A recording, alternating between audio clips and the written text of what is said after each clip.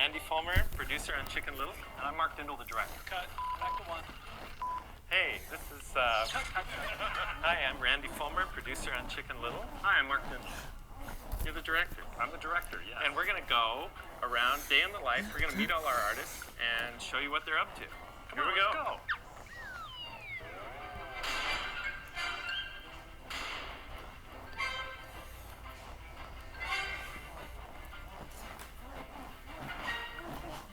The Disney legacy is all about memorable characters, great storytelling, fantastic eye-popping visuals, and emotional music.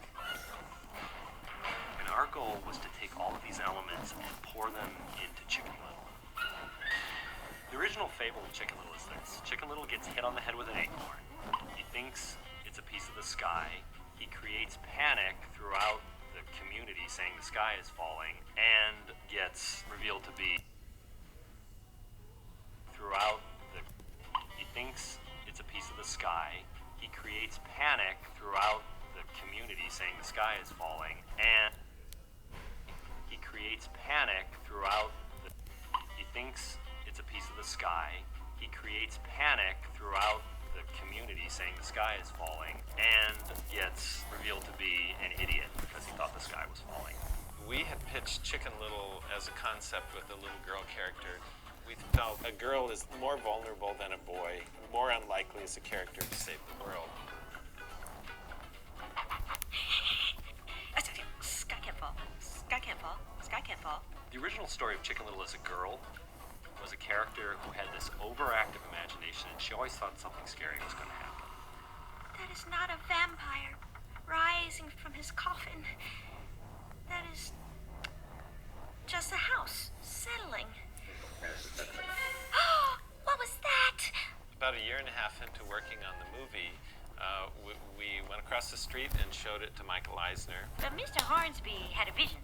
And Michael, the very first time he said, I think Chicken Little would be more interesting as a boy. Then he felt, if you're small, that's a bigger problem for a boy than a girl. What if I joined the baseball team? Girls can be small, and that's not considered a huge problem. I don't know. I'm an easy target. You've got much more if you've got this little guy who's got something to prove, whose dad doesn't believe in him. You gotta believe me this time. And since he is our boss, he won. He won that argument. The same sort of ideas went from one version to the other. At the end of the day, all of the anxiety and energy that went into creating this Disney version of the old Chicken Little fable was really, really worth it. Because we ended up with a movie that we really love.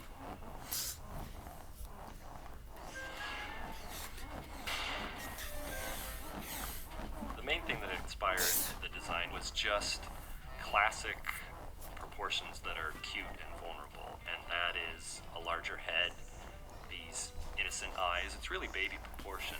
Chicken Little really is a 12, 13-year-old. He's just small for his size. I put on 5 ounces this year. I've really bulked up. Hence the name. Chicken Little. So I really kind of poured myself into the character.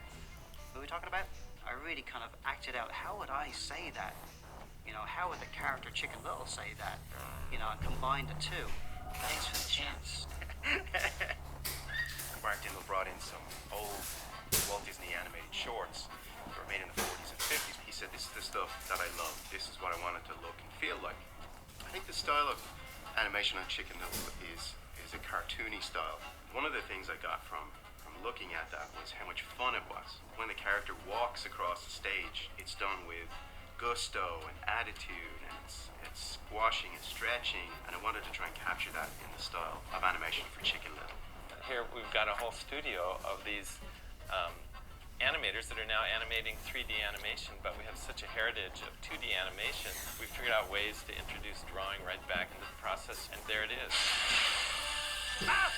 Well, squash and stretch is an old animation, 2D animation term to get elasticity into a character drawing. There's a great example of the use of squash and stretch in the movie.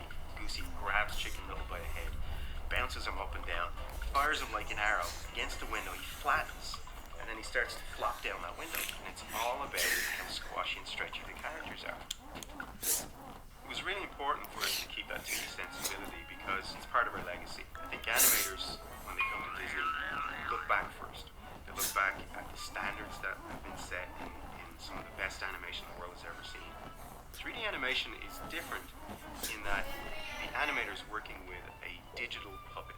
He manipulates a computer-generated puppet with tons of controls and bones and wires and all of these different things, but it's done on the computer. I knew it. Got to think about rotations and joints, and each part of the character has a certain rig and a certain control that makes it move. 3D characters are able to convey subtle acting moments better than 2D characters. You have a finer detail of facial expression available with 3D. It wasn't an acorn. It was a piece of the sky. Really, it was.